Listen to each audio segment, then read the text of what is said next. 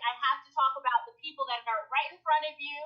We have Katori Hall, the creator, EP, and showrunner of Piggly Wiggly. I'm going to come to the other end. I see Brandee Evans, who plays Mercedes. Hey there. Yeah. Elarica Johnson. Hi, guys. Plays Autumn Night. We got Nicco Annan. Hello there. What up, y'all? And we have, obviously, this gorgeous woman on the corner there, Shannon Thornton. You know her as Hey.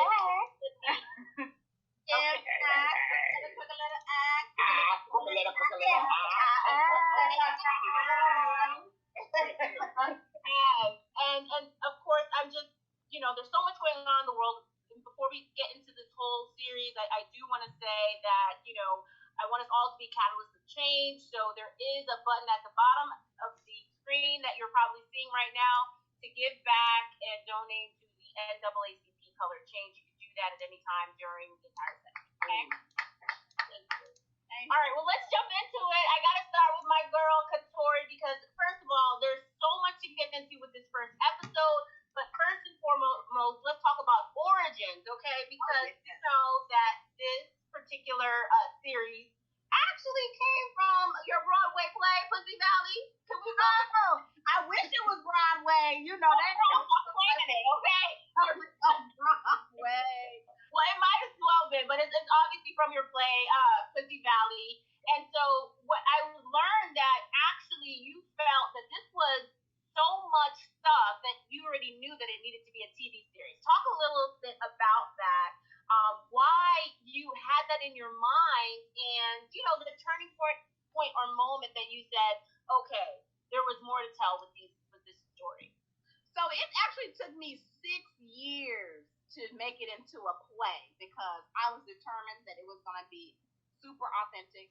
So I went to over 40 strip clubs all across the nation. I interviewed 40 women just because I really wanted this to be an honest and unvarnished depiction of these women and this world. And so, after those 6 years, I ended up getting a world premiere production at Mixed Blood Theater in Minneapolis. And what's so crazy, Nicco actually played Uncle Clifford then. Mm-hmm. And I'm sitting up there, and I remember opening night, and it was 3 hours long, and people thought it was really at the strip club. And I remember people got mad because they found out it wasn't a strip club. They did. People thought that they were really at a strip club. But then it was this moment of at the end of the play, people thought they were just gonna come and throw some dollars, and they left loving these women, loving the world, feeling bad about going to strip clubs. Actually, it was such a sprawling interpretation and excavation of the world that I was just like, I done wrote a TV show. This ain't no doggone play. So I very quickly kind of wrapped my mind around what a TV version of this story would be. And so I pitched it to Starz in 2015, and it took me about, almost 5 years to get it to where we are today, which is our opening night at SeriesFest. Yeah. Congratulations, because I know it was a journey, and it was definitely an important one, because look, we're here today. So let's talk a little bit about, I guess, there's this idea of what it is to be a stripper, right? The goddess dancer. And also, we know that there's a strip club culture. Like, I was from AT, I went to Spelman College, and, you already know. Say less. Exactly. So talk a little bit about how you went about finding the narratives of each of these characters, and, why you felt like each one had to have their own lane. Everyone's so unique and so different. So how did you go about finding the narrative of each character? I would say it started out, from those interviews. I, too, am a daughter of the South. I grew up in Memphis, Tennessee. And I went to strip clubs all the time, whether it was a birthday party or a baby shower, and that's the truth.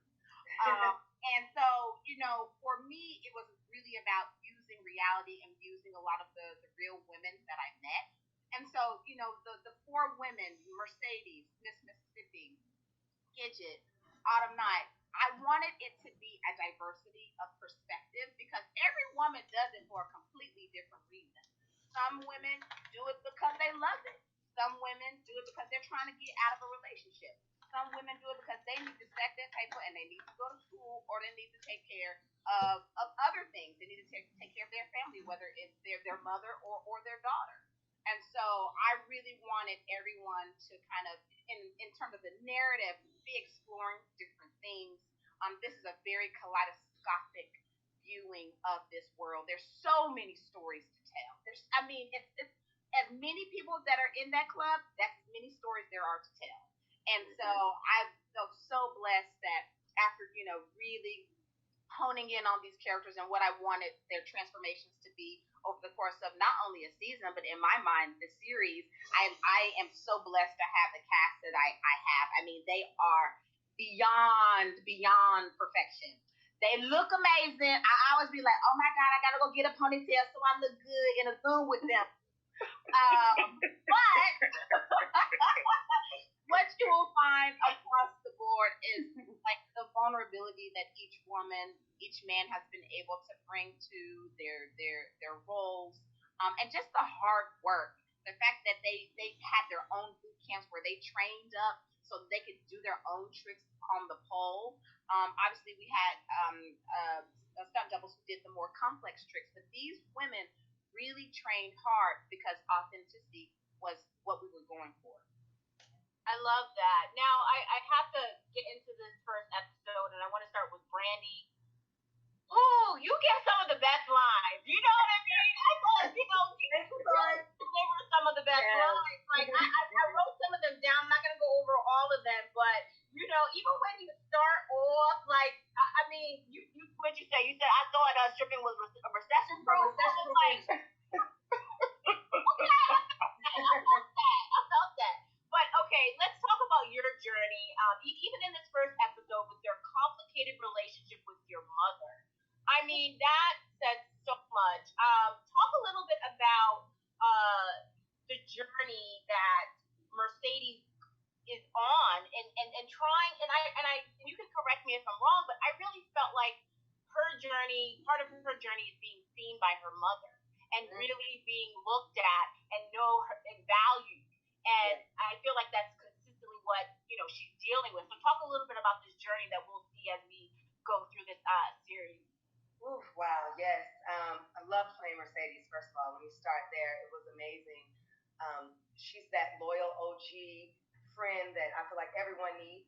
And for me, this complicated relationship that she's having with her mom, she does want to be seen. She wants her mother to see why she's working this hard, why she's doing what she's doing, because she's not just there just to be in the club scene. It's very complex, and it's so much more coming out that you're going to have to keep watching and look forward to. But she does want to be seen, and she has a bigger picture and a bigger future that she's working for. And as you can see, she's got this dance team, and there are a lot of things that Mercedes has, goals, just like all of us and all women. We're working this one job, but that's not where we want to stop at. We have these other goals that we're trying to use to get there. These stepping stones. We're in classes, teachers, nurses, doctors, all of these things that we have. And Mercedes has something that she wants really badly. And she wants her mom, like everyone, we want that approval from our mom. I still want the approval from my mom, so it was very close to me in that sense as well.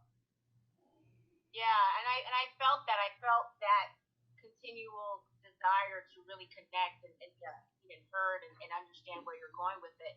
Well, I'm gonna jump to Elarica because you are the newcomer. You are Miss Autumn Night, and I felt that it was just so much mystery about your character and who she is, where she came from. But one of the things that really struck me about your character was this search for identity, and whether that was finding this new identity and using it as a tool to get what you want, whether that was money, a job, the next situation, information. As we go through this series, I felt like your struggle, your character struggle, was really getting her identity straight and figuring out how she was going to use that.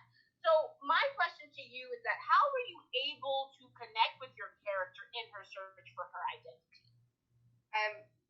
Honestly, I feel like all of us in general kind of go through a moment in life, or still going through it now, where we're still trying to figure out who we are. And that comes with growth as well, going through certain situations. Like, how do I deal with this? The person that I am now, as a 20-year-old or a 30-year-old, is always trying to figure out, kind of who you are. And I think we do it all the time. We're faced with certain situations or uncomfortable questions or things that we haven't had to deal with before, and we kind of have to think on the spot. But then we also have time to kind of figure out and go, well, actually, next time I'll deal with that a bit better. If it's a relationship or, with a family member or with a loved one. So I think I kind of pulled from those pieces, growing up, understanding who I was there, and then going into my 20s and, working certain jobs and kind of becoming different characters as I went along, and then putting that all together, and that helped. And I think we all do it in some way, and that's basically what Autumn's doing. She knows what she wants. She's just, she's got a bit of figuring out to do, and as the audience and the rest of the characters will see as we go along, she figures it out. Yes, I can't wait to see this journey. Nicco. I didn't know that Elarica is British. Oh yeah, hi guys. This is a whole conversation right here, okay? But yes. let me go to my love, Nicco. Okay, you are the glue, in my opinion, that holds Pussy Valley together. Okay, so let's talk about that. You are a boss. You're a confidant. You're a friend. And we'll soon see maybe a lover too. So, with that being said, I want you to talk about your character. Specifically, what element did you bring to him? What element of yourself did you bring to him? Because I feel like Uncle Clifford, he's so many things. He's this hustler, he's this boss, he's this friend. That's a very complex character right there. So talk a little bit about that and what you brought to this role. I think that Uncle Clifford is absolutely amazing and is what all of us could be if we allow ourselves to accept our full package. Uncle Clifford is a beautiful Black, non-binary, queer who identifies with the pronoun she. That in and of itself for some people can seem complex, Candice, but I think that it's really simple, to be honest, if you simply ask someone, what do you like to be called? In terms of your name, or some people always go by their nicknames. All of these girls in this room, all these women in this room right here, I have a nickname for. Nicco does, because that's just, to me, it's a way of showing affection. So people can be confused by Uncle Clifford, but I say sit back and just relax, because it's about the humanity. It is really about Uncle Clifford's heart. Uncle Clifford has been through so much, and the fact that the title, Uncle, has always remained in Clifford Sales' name, I think speaks volume. The DJ never scared, still says Uncle Clifford. You know what I'm saying? Big L, who runs the books and the money, he's like my brother, still calls me Uncle Clifford. In all wigs, in all heels, and all nails. And there's a level of acceptance that's happening within the pink. There's a level of acceptance where every woman is coming from a journey, has a story. It's about, can you be truthful enough to tell me what that is? And then we can move. Then we can move ahead. So yeah, I approached it just by accepting truth and accepting and accessing all sides of myself. And honestly, when I saw people online and social media, there are a lot of comedians and different social media personalities that rock hair and wigs and color and things like that. And I just kept thinking, man, who else in my society have they not seen? Have they not seen? They can see the picture of, but do they get to see their heart? Do they get to see? And I consciously thought about that, and I was like, but there's something behind it. There's something behind it, and I always wanted to get to that part. And the rest was in the words. Everything else was in the words that Miss Katori Hall wrote. That's the brick and the mortar right there. I love that. I definitely love, like, Clifford to me is such an important element in everything that we see, so I thank you for that. Shannon, Miss Mississippi. Hi. Hey now. Yes. Okay, so, one of the things that I love about your character is that she's so infectious. She's bubbly. She gets to you. But also, she's so vulnerable. And she's so honest. And so, to me, I feel like she's one of the strongest characters on the series.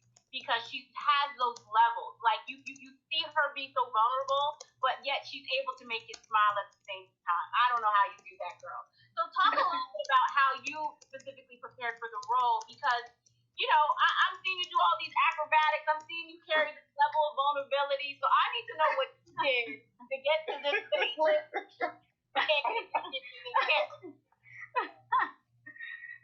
What was the question again? How did you prepare for this complex character of Miss Mississippi, who is vulnerable, who's athletic, who's able to make us laugh? Because that's definitely a challenging thing. She's such a strong woman. Yeah. Well, we're all complex. I don't think we're all just one note or one color. And Mississippi, I knew that in order to play her, you have to be both a comedian and a tragedian, and she's just someone who, she's a walking exclamation point. Like, she walks in like, ah, and that's the word in her vocabulary. That's she even introduces herself, like, she'll spell out her name for you in the rap, like, she'll do it in a song as an introduction to herself. She's her own hype man. Miss L-I, cricket letter I, hump that, I. Even the audience does it before to introduce her to the stage. And I think she also uses her humor to escape what's going on in her life that's really heavy. And as an actor, I definitely had to dig deep and go to a dark place to get to show that emotion. But yeah, she struggles with her complexion. She struggles with being a dark-skinned Black girl, and she's also stuck in an abusive relationship. She's a mom. Even though she seems very confident on stage, on Instagram, with her girls, when you see her sitting with herself and you catch what's going on behind her eyes and in her processing things, she's very deeply insecure, and she's easily affected by words, especially when it's negative. Like, you'll see a shift, and she's processing what's going on, and you'll see it getting to her, So yeah, I knew that in order to play her, I had to be able to do all of those things. And that's like an acrobatic in itself, just to get into that space, beyond the reality of the role, you're also delving into something else, which is, also a challenge, I would say, for any actor, just to really be able to get to those points. So, I'm now gonna, start asking you guys questions that you all can answer, because I feel like there's so many things that I want to touch about this specific series and what it does. First of all, the language, the slang, the vernacular, the colloquialisms. I mean, word is such an important element to this series. So talk a little bit. I'll maybe, Katori, you can start off, and then anybody who wants to chime in. Why is the language such a important element to this series? series, and how did you guys, as the actors coming in, obviously Miss Elarica coming from the UK with her British accent, okay, how did you guys be able to navigate through this type of language and do it successfully, I may say, because I had no idea somebody was British and wherever y'all from. I was like, okay, cool. Language in the series. Yeah. So first off, in a Katori Hall experience, there's always gonna be slanguage, I call it. I am very much always honoring my Southern roots. I'm always honoring my Blackness, and so I know we are so innovative when it comes to language. As a matter of fact, the way that Black folks communicate, there's a music in the way that we speak to each other. There's a rhythm, there's a cadence, and so you almost have to kind of be a musician when you learn Katori Hall lines, because your pitch and your rate and how you kind of oscillate between those two things can change the entire meaning of a whole line. And so the fact that these people on this screen are so hardworking and so trained, they knew that if they did not say what I had wrote on that page, they was gonna get a note. If I wasn't gonna whisper it in their ear, they was gonna get it in ADR. So I'm like, if you're not saying what I wrote, you're not speaking the right language in this town. That's not how Katori Hall wrote it. And so I'm really tough when it comes to the language, because it to me, that's the first brick of the entire world building. You know, it has to have its own lexicon, its own rhythm. And I just lucked out that I got some really amazing folks to jump in there, and they were able to put that Katori Hall language on their tongue. It's that good song. Yeah. Go ahead, Brandee. I'll chime in and say, being a former English teacher, for me, I had to turn that switch off and then just go back home, because I am from Memphis. So I remember calling my friends and going, "Okay, girl, I'm about to read this line to you. Okay, is this sound like I'm in Memphis still?" And she's like, "No, girl, you gotta find it again." And I'm like, "Oh, okay, I'm good now, man. Okay, now you good, man. All right." You know, so it was turning off that switch and just being back home in Turl, Arkansas, being back home in Memphis, Tennessee, and South Memphis. Like, okay, I'm back home. And SOUTH, yeah, Parkway. Yep. Hey. I would agree. It's episode 3.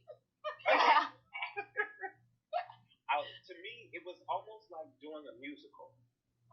In that, in a musical, you know, like when you feel something, you break out.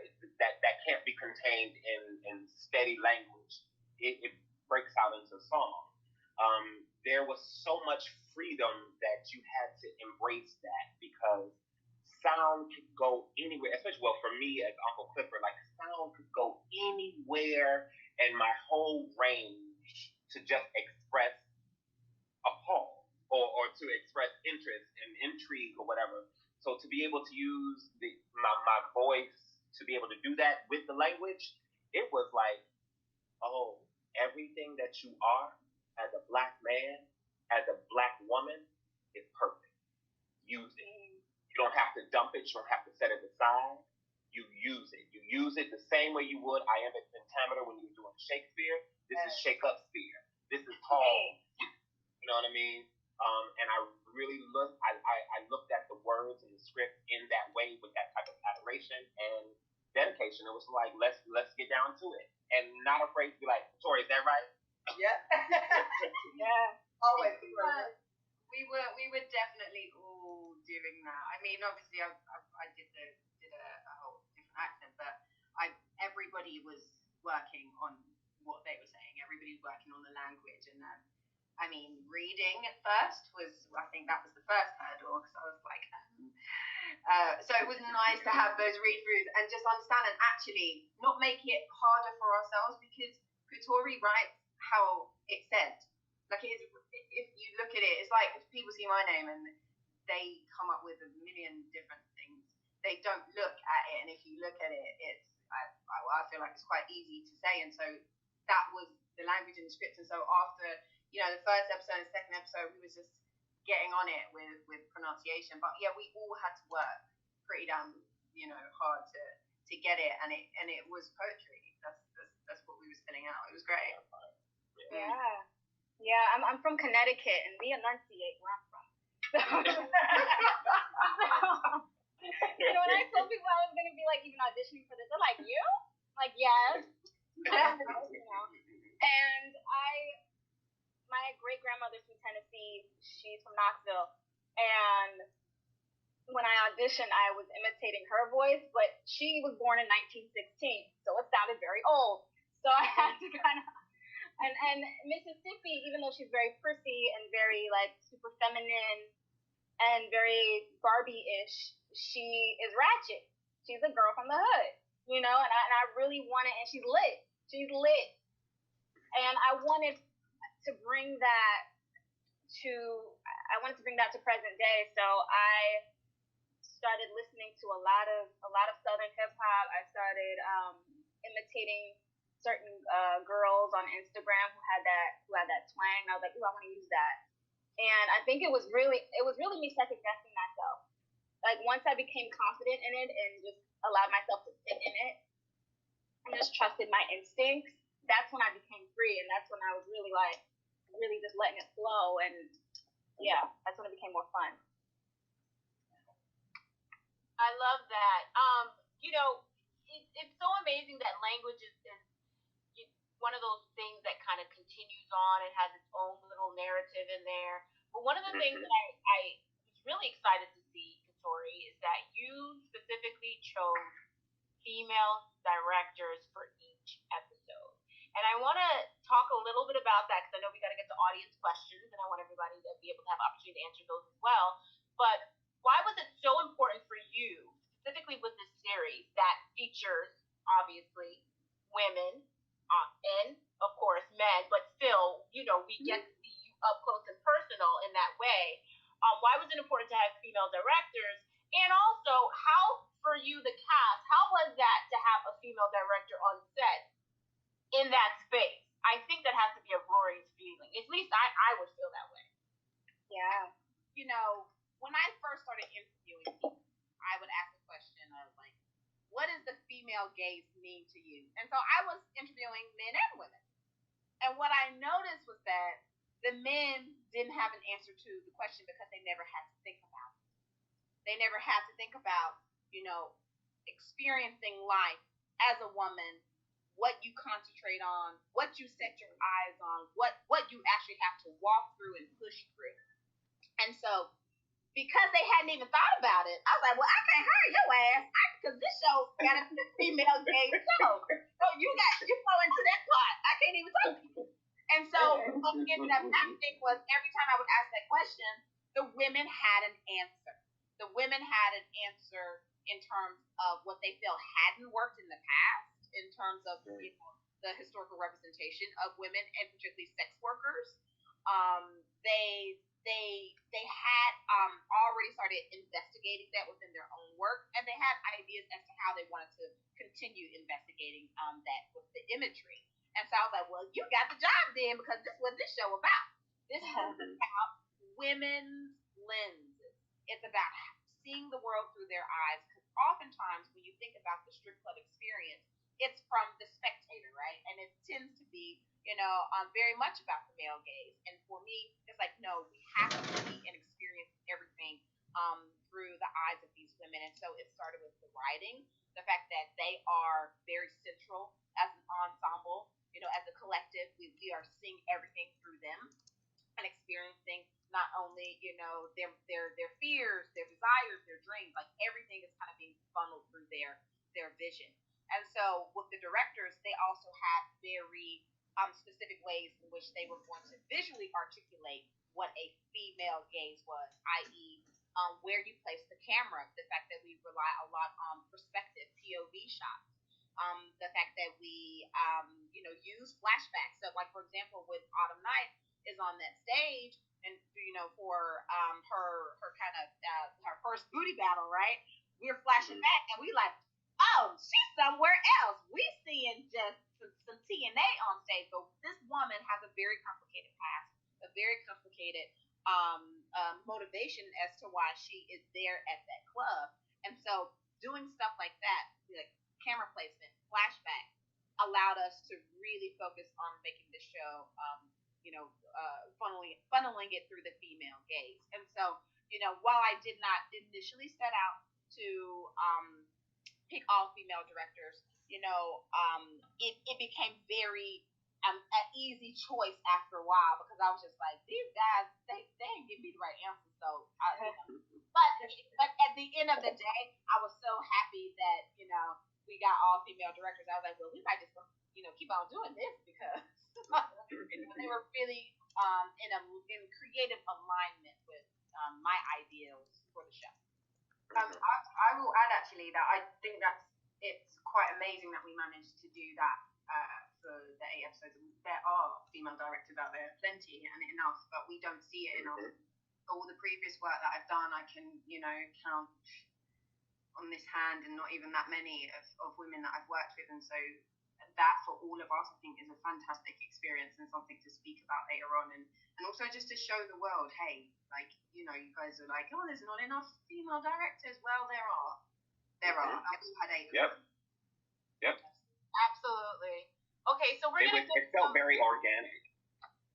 Right. I was just gonna say it felt very organic, like having female directors. It felt different than some of the men that I've worked with, in that the shots, they were all planned. It was organized. It was like a mom was categorizing. No, we got to do this, and if this go wrong, we're gonna go this. It was seamless in a lot of ways with a lot of them. So yeah, it was amazing to me. I love that. Speaks volumes. I'm saying, these female directors, let's bring them out. Let's go. They are That's right. ready to work. Yeah. Go to some of the audience questions. First, we have Mike Zuckerman. He asked, P-Valley has a lot of representation of Black and LGBTQ voices. What are your hopes and goals in telling the stories of a wide spectrum of characters? So I guess anyone can answer that. I will say that that the art imprints on the heart of people, and helps them change their perspective and their intention when they encounter people in the world.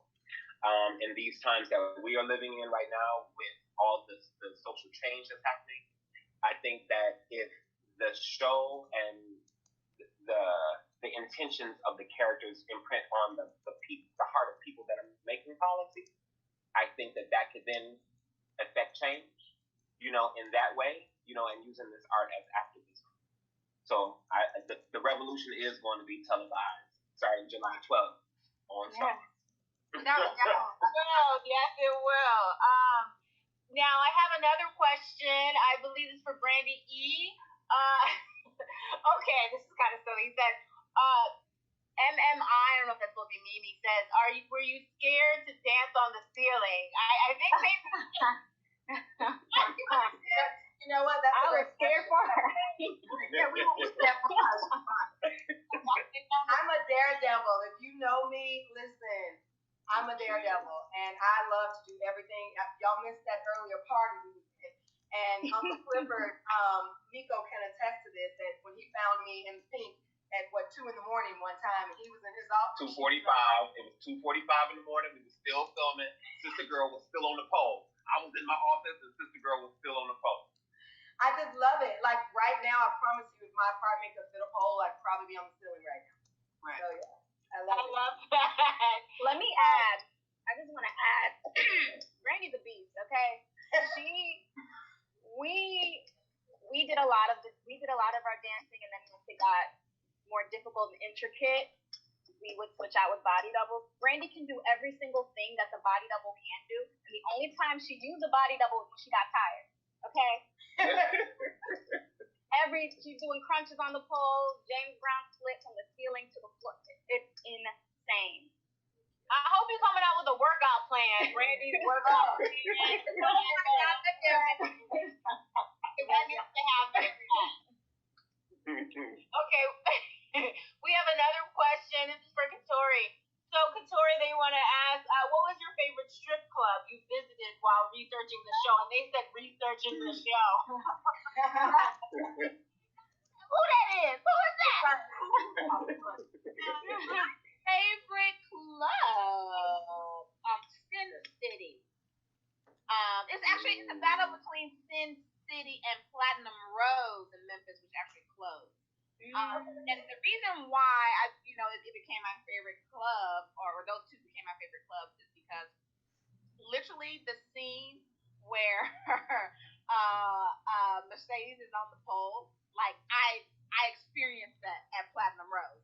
Like a woman, upside down, and talking about, I thought strip was a recession-proof industry, and then I came into the bathroom because at a lot of these strip clubs, the bathroom is the women's locker room. So as a woman who's at the club, I'm going into the bathroom, and I'm like, oh, wait a minute, okay, this is where the research begins. And so that was kind of my Alice in Wonderland moment where I just fell into the hole. And then with Sin City, those girls, they became, I became so close. There was a dancer named Nyla Berry who took me under her wing. I was popping bottles on my 30th birthday in the back of Sin City up in New York City. So, like I said, there's a lot of coming of ages that happen in strip clubs, and so my 30th was actually celebrated in the locker room with those sisters. Is that still open? I'm going there with quarantine open. That got closed down. But Sin City in the Bronx? Sin City in the Bronx. Yeah. Sin City in the Bronx. I know. I've been to Sin City. It's very real. southern. It's very, it feels like It's real. a ratchet.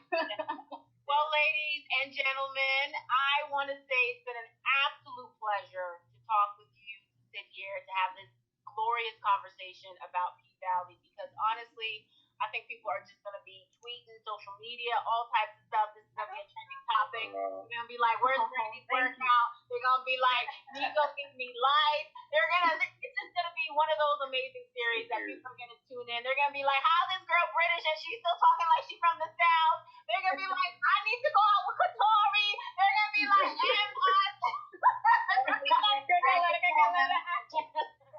Let's go. Okay, you guys know what to do. July 12th, 9 p.m. Eastern Standard Time on Starz, and the following week is going to be 8 p.m. Please check out P-Valley. This amazing cast that you just saw or see right now will be all there, and they will be giving you life because this series is amazing. Thank you so much for your time. Thank you. Thank you, Candice. Thank you. Anytime. Thank you, SeriesFest. Thanks, guys. Yes, here's that. Thank you so much. Yeah, thank you, SeriesFest, for everything. All right, take care, you guys. Bye.